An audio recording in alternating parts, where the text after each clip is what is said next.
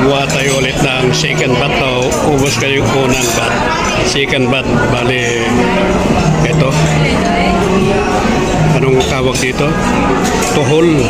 Tapos, may gata na, hindi ko alam kung anong klaseng gulay ito. Tsaka tokwa, baboy. Titikman natin. Yan.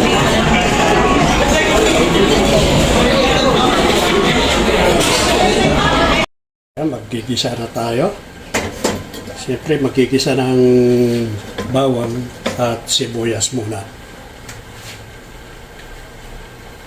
Siyempre unahin yung bawang.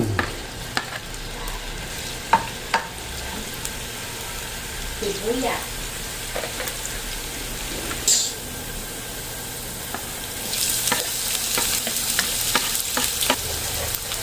Lagay ko na yung chicken.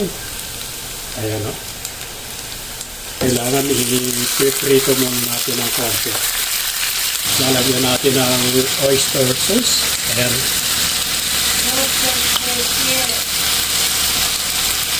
Konti lang. Para lalong sumarap yung ating adobong chicken with repolyo.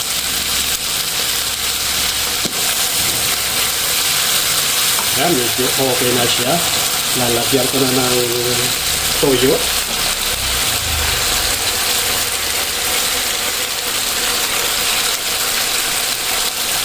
Isang scoop lang yung ating ilalagay. Ayun.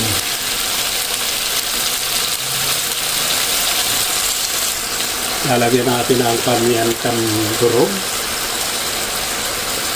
Ayan, konti lang.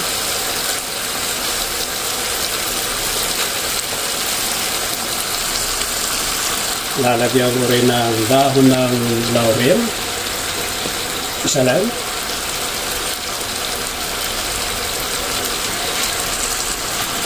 Lalagyan ko ng konting turmeric powder.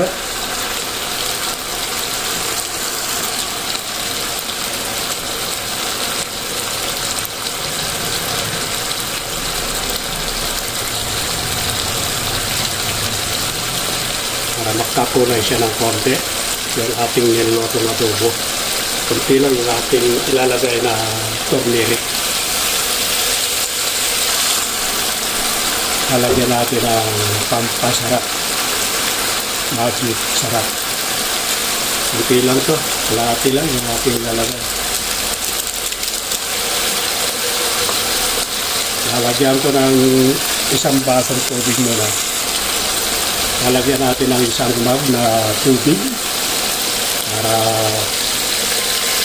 paluto siya. Pakukuluin natin ito dito para hindi masunog yung ating nilulutong adobo. Kailangan lutuin muna natin. Kaya tatakpan na natin. Tatakpan na natin na. Ayan, pakukuluin na natin. Titignan natin. Oh, luto na ito mga kaibigan. Ayan. Hanguin ko na itong chicken na inadobo ko. At dito ko na rin lulutuin yung repolyo na i-adobo. Tatanggalin ko muna itong chicken na inadobo ko.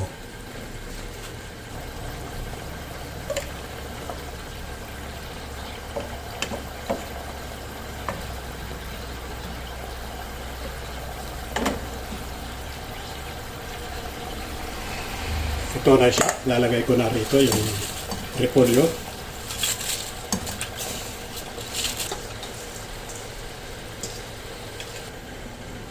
Mga 5 minutes lang siguro, 3 minutes, okay na ito. Kaya pakukulay muna natin. Yan, titignan natin kung luto na. Mahirap kapag ma-overcook. Kailangan medyo half-cook yung ating gulay. Patingin ko, okay na ito. At ilalagay ko na itong chicken, ibabalik natin. Ayan, ganyan lang siya mga kaibigan. Luto na yung chicken, okay na ito, ayos na. Kaya ito yung aming ulam ngayon. Adobong chicken with repolyo. Ayan, okay na yan. Ganyan lang. Okay na to mga kaibigan. Approve na. Yan ang ulam namin ngayon.